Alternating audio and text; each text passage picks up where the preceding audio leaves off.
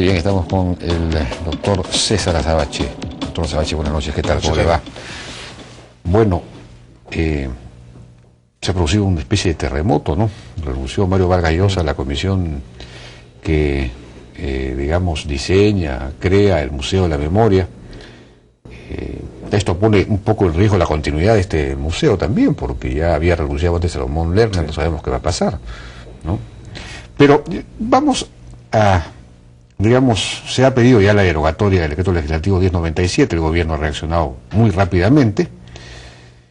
Rafael Rey, que ya no va a ser de hecho ministro de Defensa, ha señalado sin embargo hasta el último minuto que si se deroga la norma, habría que derogar también el Código Procesal Penal, según él, porque lo único que hacía esta norma era adelantar la vigencia de algunos artículos del Código Procesal Penal que, dicho sea de paso, ya estaban vigentes en aquellos distritos judiciales donde está vigente el Código Procesal Penal, el nuevo, y que entonces, pues, él no entiende la razón por la cual hay tanto problema.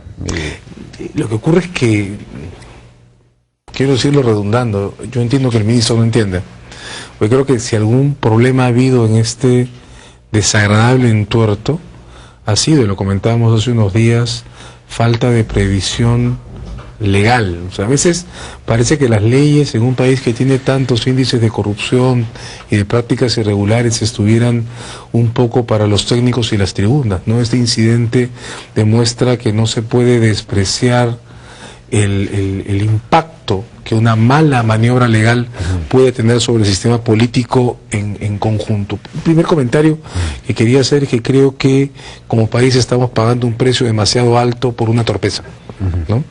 Que se ponga en riesgo un proyecto como el del lugar de la memoria, que de muchas maneras intenta no solo sintetizar, sino abrir las puertas al intento anterior de la CBR tan criticada. Digo que se ponga en riesgo ese proyecto es demasiado, claro, ¿no? Es demasiado. Ahora, que se haya intentado patear la mesa de los procedimientos judiciales, y estoy seguro que muchos de esos casos van a ser ganados por la defensa.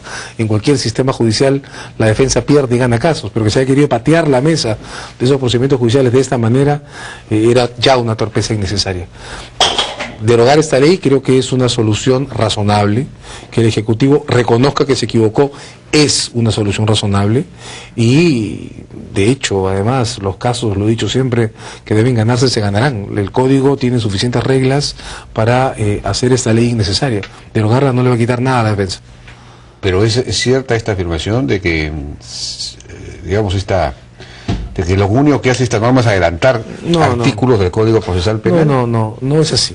Había, por ejemplo, una pregunta que quería hacerle. Esto lo mencionó Renzo Macei en un informe que sacamos nosotros el jueves, que hay un artículo, la segunda disposición final, que señala que estas medidas de procedimiento establecidas en el decreto legislativo 1097 se aplicarían a los procesos en el estado procesal en que se encuentren.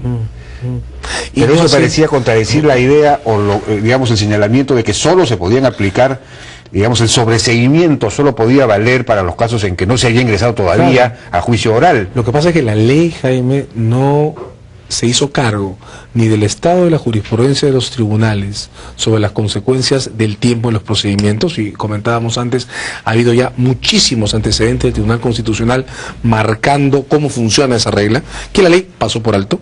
No se hizo cargo de lo que evidentemente podía pasar en los casos del Grupo Colina, que se han querido aprovechar claramente del texto de una ley, pero la ley no cerró esa compuerta, ni se ha hecho cargo de su propia posibilidad de limitación. Pero ahí todo el mundo dijo que el Grupo Colina no iba a tener éxito. Claro, pero todo eso se dijo a consecuencia de la ley puesta en vigencia.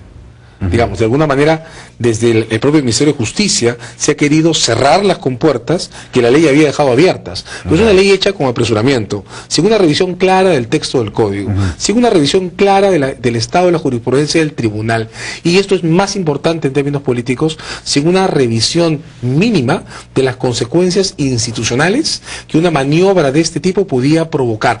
Después que hemos tenido una historia como la de los casos Cruciat, que se tuvieron que detener, y una serie de incidentes de ese tipo. Nadie en su sano juicio puede pensar que el sistema institucional no va a reaccionar ante una ley que de alguna manera pretende tomarnos un poco por tontos, ¿verdad? Sí, pues. De hecho, además, no es cierto, tengo que decirlo y lamento estarle contestando de alguna manera al ministro Rey, pero tengo que decir que no es verdad que el Código Procesal, por ponerse en vigencia, vaya en la dirección de esa ley. ¿Por qué? No establece el sobreseimiento. Pero lo que establece el Código, como el Tribunal Constitucional, es que el exceso no justificado de tiempo en el juzgamiento produce consecuencias. ¿Cuáles? Las hay de varios tipos. El exceso en el tiempo. ¿El sobreseimiento no es una de ellas? Es una de ellas. Otra es una orden directa al juez para que concluya el procedimiento, e incluso en el marco del código se ha discutido si una tercera puede ser atenuar la pena. ¿Cuál es el problema, Jaime? El problema es que el código supone un procedimiento completo. Tiene reglas sobre el tiempo, y tiene reglas sobre el tiempo desde el origen de la investigación fiscal. Entonces, si en el marco de esas reglas tan estrictas, encima las autoridades se exceden, se comete un abuso que hay que castigar. Pero esta ley pretendía agarrar procedimientos que ha comenzado con las reglas actuales del Código del 40 y ponerles los límites de un código que supone otro tipo de recursos y otro aparato de investigación. ¿Cuál es la consecuencia? En el marco de los procedimientos que comenzaron con el Código del 40, con el código que ahora está vigente, prácticamente todos tendrían que terminar por exceso en el plazo de detención, porque este código, el vigente, no soporta estándares muy estrictos de control, porque está peor hecho incluso que esta ley, ¿verdad? Bueno, entonces la pregunta de fondo, sin embargo, de alguna manera subsiste. ¿Cómo resolvemos el problema de los abusos que efectivamente existen con el exceso, digamos, el exceso de plazo?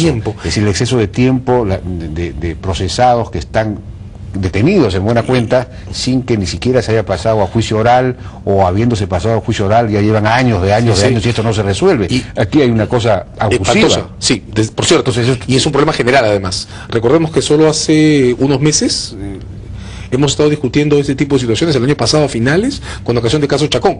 Sí, en el que el tribunal, contra la tendencia de mucha gente observadora de los procedimientos anticorrupción y muy capacitada, y de una opinión muy capacitada además, estableció que ni siquiera en los casos anticorrupción, en determinados casos, se podía tolerar un juicio de 5 años.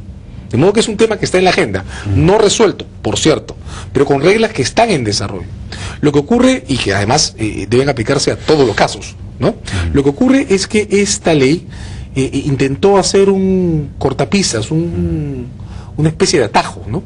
Cuando el Tribunal Constitucional se discutió este asunto, el de la prescripción, por ejemplo, por el caso Frontón, a consecuencia de un recurso que intentó llevar el IDL, el tribunal eludió el debate y no se pronunció. Cuando el tribunal empezó a desarrollar este asunto del paso del tiempo, primero amplió la regla, claramente con el caso Chacón, y luego empezó a recortarla, para los casos de lavado de activos, por ejemplo, recientemente. Ese camino que conducía probablemente a que la regla se matizara en casos tan graves como las de violaciones a los derechos humanos, pero se aplicara libremente en todos los demás, ha intentado ser eludida por esta ley. Antes que el tribunal vaya a decir que la regla no se aplica a violaciones por los derechos humanos, la ley entra y dice, no, sí se aplica, y sin ninguna condición, tirando por el suelo un esfuerzo muy serio, muy discutible y muy discutido, hecho del Tribunal Constitucional. Por eso esa ley nació muerta.